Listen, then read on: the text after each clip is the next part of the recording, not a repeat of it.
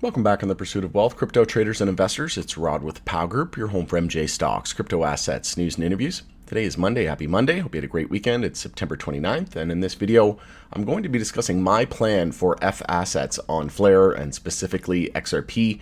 That was the first one that they went live with. And that's my biggest holding in my crypto portfolio. I also own a ton of Flare as well. But we'll discuss all of this. I'll go over my thoughts and opinions, the pros and cons, and my overall thoughts and strategy. Before we get to it, make sure to smash the like. If you're new, you can subscribe, tick the bell. You'll be notified on any future videos or when I go live. And as always, this is not financial advice. This is for entertainment purposes only. You can follow us over on X as well, formerly Twitter. The handle for that is @GroupPow. So I'm getting a lot of questions about this. Obviously, there's a cap right now on how much you can mint. And they made it so that it was fair for people on the east of the world versus the west of the world, and it reached the maximum in just a few hours. So we'll see what happens, whether or not it gets opened again at some point. XRPfi on Flare and FAssets, if we're able to mint more of those in the next week or two, probably going to see another window open. But I'll give my thoughts and opinions on that. I'm just going to be patient. Like I said, a lot of people are asking me, is it worth it? Are we going to get enough yield to make it worth it? Is it worth the risk?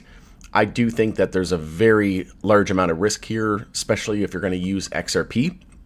It's one thing to buy FLR and use the Flare token, delegate it, stake it, whatever you want to do. But I think it's basically opening you up to a whole world of additional risk if you're going to use XRP. And personally, I don't like being the guinea pig with anything, and it just went live. So I think, I'll just basically sit on the sidelines for now, and then you have to factor in my exit plan as well. If you haven't seen this XRP sell targets in my exit plan, it's got almost 5,000 views, 250 likes, and I posted it about a year ago, and I haven't even started taking profits yet. My first is at $4, so this is going to obviously affect how I approach FAssets, and I'll give my thoughts and opinions again in detail with regards to that in just a moment. Before we do, I just want to make sure everybody is aware of the differences, right? You can delegate to the FTSO, which, if you want to delegate, which I've done 100%, basically 99.9% of my FLR is being delegated right now to the FTSO. And essentially every 3.5 days, you get these rewards, and then you just have to go and claim it. And then for staking, you get it roughly every 2 weeks. But the problem with staking is you have to lock it up, right? So you have to lock it up for a certain period. Whereas delegation, you're going to get a little bit less rewards, but you can wrap it, get delegation rewards every 3.5 days, so it's quicker, and you're not locked in or anything like that. So I haven't staked anything yet. There's some people in the Pow Group private community, we've been discussing this. I'm delegating, but I'm not staking yet. And like I said, a couple members, I believe, are staking in Pow Group. I know one for sure. And we've been discussing this and just kind of waiting to see the results of that before I dive into that. But right now I'm delegating and also collecting the monthly Flare drops. So these air drops every single month. There's just, you can go here, just go to flare.network/Flare drops or Google Flare drops. It should be the first one that comes up. Essentially, it's just their token distribution model. So Bitcoin gives miners a small amount of Bitcoin for every block that they solve, and it just continues to increase the supply that way, but there's a max of 21 million. With Flare, it's just a little bit different. So they did the initial airdrop, and then XRP holders got it as well, and then they're doing the delegation rewards, they're doing the staking, they're doing the monthly Flare drops, so you can accumulate FLR that way. But essentially, you can see here that there was a ton of Flare drops already completed, so there was 36 monthly Flare drops totaling 24.2 billion Flare. So essentially, each month, based on however many Flare you hold, you're going to get a small percentage allocated to you. Each month on the 2nd of the month, you can see actually, it was October 2nd is the next one. So in just a few days here, and we're going into Q4 2025, which is going to be absolutely frothy for the markets, in my opinion. But just keep in mind that there's going to be 1, 2, 3, 4, 5 left. So that's going to hurt the price, right? Because when you're adding to supply and demand dynamics 101, if you're increasing the supply, then it's going to weigh on the price. So the more coins that get added, right, that it's going to devalue the existing ones. Therefore, for the next 5 months or so, we could see this sell pressure continue. But if we're heading into full-blown alt season, we got multiple altcoin ETFs, Clarity Act, potentially market structure coming over the next couple of months, the Fed cutting rates. We have all of the, all the major indices at all-time highs.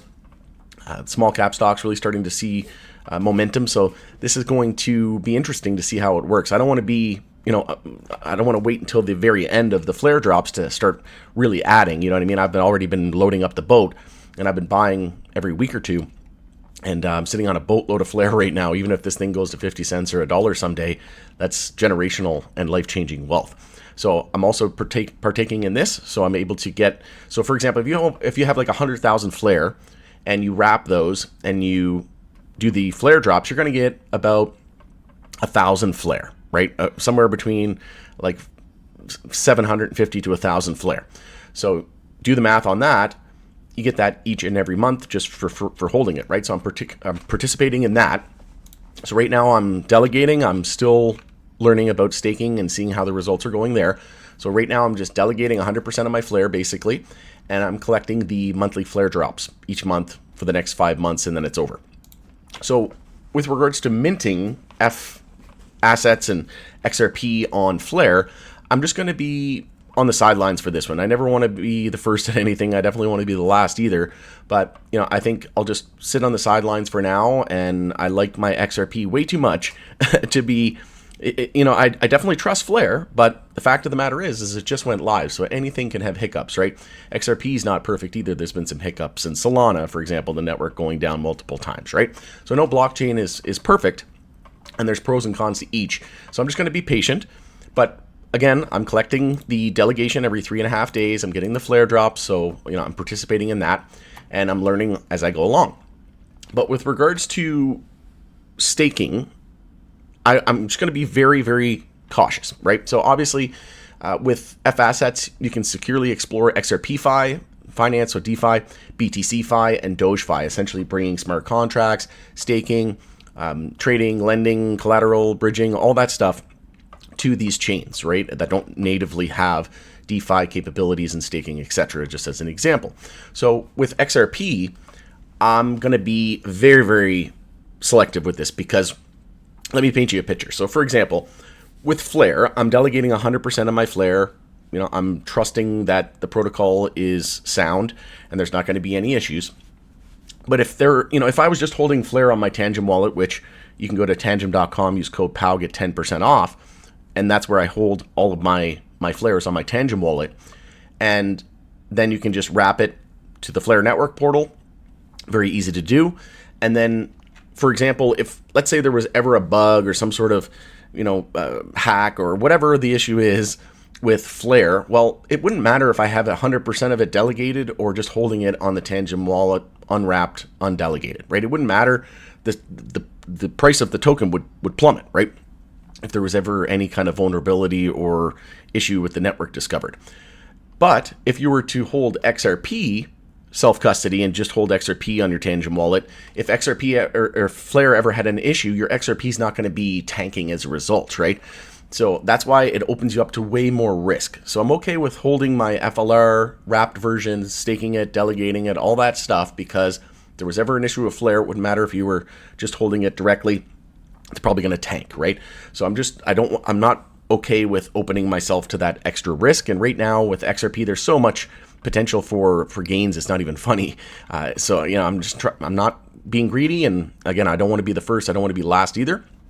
But basically, like I said, if there was ever a vulnerability or some sort of hack or defect in the Flare network, it wouldn't impact XRP. So that's why I want to hold majority, I would say 95+% of my XRP self-custody, not earning yield, not participating in some of these new solutions, right? So that's my thought process there. And with XRP, I might allocate maybe 5 to 10% of my XRP holdings to be minted on FAssets. But again, you have to factor in the exit plan. If I'm going to be taking my first take profit level at $4, well, this is going to factor in to how I'm going to approach FAssets. So this might be something that I explore in the bear market, which could come in 2026, 2027, after a blow off top in crypto. So again, maybe this is something that I'll give it some thought. And let me know your thoughts and opinions if there's anything that I didn't mention that you're concerned about, or if you agree with me, disagree with me. Always love thoughtful discourse, and we can, as a community, approach this together on the best way go forward. But right now, I think the best way for me to go forward would be to just sit on the sidelines, wait until everything's fully live. We get a month or two, no issues reported. They do more auditing. There's just absolutely, flying colors. There's rainbows. It's butterflies and rainbows. Once everything's good, then maybe I'll put maybe 1 to 2% of my XRP. That's kind of what I'm thinking into it. Learn it, right? Get familiar with everything instead of like 5 to 10%, because like I said, I'm going to be selling 80 to 90% of my XRP in full-blown alt season over the coming months potentially. So again, I have to factor that in. So right now, if in the next month or two, if I haven't taken any profit on XRP, then like I said, maybe I'll just go with the 1 or 2% of my XRP holdings into FAssets. And then after the bear market, then I'll rebuy, and then maybe I'll put 10 or 20% of my XRP holdings into it. So I'm just going to be very, very patient. And like I said, with everything that I just mentioned, I think, initially my plan was 5 to 10% of my XRP, but then factoring in a potential bear market, factoring in, the fact that it's still getting, everything's getting just rolled out and there's caps on minting, etc. I'm just going to be patient. And like I said, with the bear market coming, I think instead of doing that 5 to 10%, I'll maybe do 3%, probably the max, but who knows? Maybe I'll do 5%. I'll do a video, an update video once I decide what I'm going to do, and I'll keep everybody posted, and then just give you all the tips and tricks and what I've learned so far. And yeah, and then in the bear market, like I said, look to sell my XRP over the coming months at my sell targets and that exit plan video and price level video that I posted, and then like I said, in the bear market, once we crash, 60, 80% from whatever the top is, then I'll start to look to increase my exposure back to XRPs. And I've got, a certain amount of XRP that I'm holding forever. And then of that new XRP holdings in the bear market, then I'll look to maybe, like I said, maybe 20 or 30% of that into Flare. But again, let me know your thoughts and opinions on this. Always love hearing from you. And like I said, I don't have the answer for everything. I learn a lot. Continuous learning. I've learned a lot from the Power Group private community members as well. And this is a project that I'm super excited about. Could not be more bullish on Flare and the potential here. Just imagine if this thing goes to $1 or $2 one day, just life-changing wealth, right? The sky is the limit here. So it's an exciting time. It's an exciting project. But again, there's going to be risks involved. There's going to be, pros and cons. So just being patient is the name of the game, and not just trying to earn yield. You're already in the riskiest asset class on the planet, so you don't need to open yourself to that much more risk. But all right, going in it there. Hopefully this video was helpful. If it was, make sure to smash like. I would appreciate it. Leave a comment below. We'll continue the conversation there. It's Rod with Power Group. Thanks again for joining us in the pursuit of wealth, and we'll see you on the next video.